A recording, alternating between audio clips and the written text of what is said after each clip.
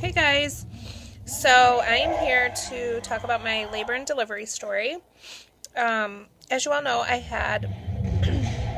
excuse me, I had Mason on October 17th. That was Thursday. Today is Tuesday, so he's 5 days old, almost 5 days old, and he is doing so great. Anyway, so I went to the hospital on the 17th at 8 a.m. and it was 9:30, 10 o'clock, they started my IV with the penicillin in it for the Group B strep, and I ended up getting 3 rounds of that, so that was perfect. And then around 10:30, 11, they started the Pitocin, and they started it on 2. I'm not sure what 2 means. I'm not really positive. I don't know, but that's what they started it on, and they said around once it's up to like 16, it starts really taking effect. At that point, I started having regular contractions. I was having contractions, but they weren't regular, and they were nothing that hurt. They were just the uncomfortable tightening. So, when I got checked, when I first got there, I was still 4, and when I got checked at 12, I was still 4. I was so upset. I thought it was going to take forever. I was so discouraged. So we did a lot of walking, drank a lot of water, and around 5:30, actually it was almost 6 o'clock, my doctor had come back in to check me, and I was 5 centimeters. I thought I was going to die. I thought I could not be in labor this long. How does that work? This is my 4th baby.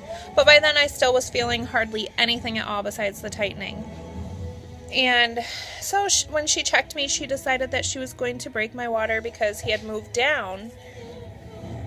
And so then she was able to finally break my water, and she did. And that was just about 6 o'clock. Maybe even 5 minutes after 6, I'm not sure. But we continued walking, and then all of a sudden, I could feel him moving down. And I was getting uncomfortable, very uncomfortable. And I decided that maybe I should go take a bath. So I got in the tub, and it was about 6:15, 6:20. I got in the tub, and I started feeling contractions really bad, like the painful ones, and I was moaning, and I could not wait for the end, but I knew the end was very near, because that's when I start crying and I can't do this and I'm in pain. So at 6:30, it's about 6:30, I said I needed to get out of the tub, and I needed her to check me because I did feel the pressure to push. Only when I had my contractions. When I didn't have my contractions, I didn't feel anything at all. So I got out of the tub, and I walked over to the bed, and I got to the side of the bed, and I needed to push. I was pushing. So I climbed into bed real fast. I took off my underwear because I still had them on, because she had broken my water and I was walking, so I needed a pad on as well. Hi, baby. So, you watching Mommy? So I climbed into bed, I got my underwear off, and she said, "Oh, there's the baby." Yep. They didn't have time to break down the bed or anything. I had to deliver him with the bed still up and intact and everything. I had about 2 contractions and his head was out. And then it's almost like I stopped having contractions, and I didn't have that urge to push anymore, but only his head was out. So I had to push on my own. I never had to do that before. I always felt the contraction, felt the urge to push and everything. This time, no. And I had to get his shoulders out because they knew he was so big. So, what are you doing? So I pushed once or twice, and okay, careful, honey, you're gonna get hurt. Once or twice, and out came his shoulders, and my husband grabbed him and put him on my chest, and it was amazing. Mason Alexander was born. My husband helped deliver him. It was amazing. Absolutely amazing. That whole day I was so afraid. I was shaking. I was so scared, and because I knew what to expect, especially since I don't use the epidural. And oh my gosh, once it ended, I forgot everything, and it was just pure amazing. I couldn't believe it. And Mason fell asleep on me almost immediately after being born. It was so sweet. So, because he's so large, just like with Liam, they had to do his, a bunch of glucose tests. I think there was like 4 or 5 times they had to poke him and make sure that his glucose was good because he's so large.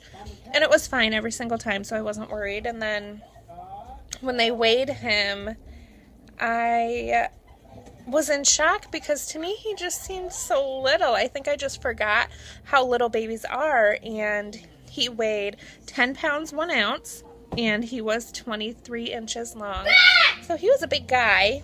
Not that much bigger than his big brother, but he was a big guy. So as for now, he is so perfect. He just sleeps a lot, and he cries when he wants to nurse, and he's doing so good with nursing. We did decide to give him a binky this time with him. We never did with any of our other babies, but with him we decided to try it out, and it's actually working out pretty well. He doesn't take it all the time, but once in a while. So, upon arriving in the hospital, I weighed 181 pounds. When a couple hours after delivery, I weighed 159 pounds. That is like major. I was so excited with that. And now, this morning, I weighed 151 pounds. So, or no, I think it was 155. Yeah, 155. So I'm losing slowly, but I'm losing. I am not in that much pain anymore. I do have a 2nd-degree tear, and it wasn't bad, though. It was like almost didn't even have to call it 2nd degree, but I do have stitches, which I've had with all my kids, so to me that's no big deal at all. That's like my normal. I know what to expect. So we left the hospital 24 hours after he was born, which was great because I needed to go home and sleep. I could not sleep in that hospital ever. So we are home. We are doing well, and I will be doing a 1-week update really soon because he's going to be 1 week old. Anyways, I will show you guys him real quick. He's sleeping. He's all bundled up. He likes to be swaddled. He's the sweetest little guy ever. Anyways, I will, I'm not going to do a belly pick today because my other son is sitting on me. And I will definitely do it for his 1 week update. Thanks, guys, for watching. Bye.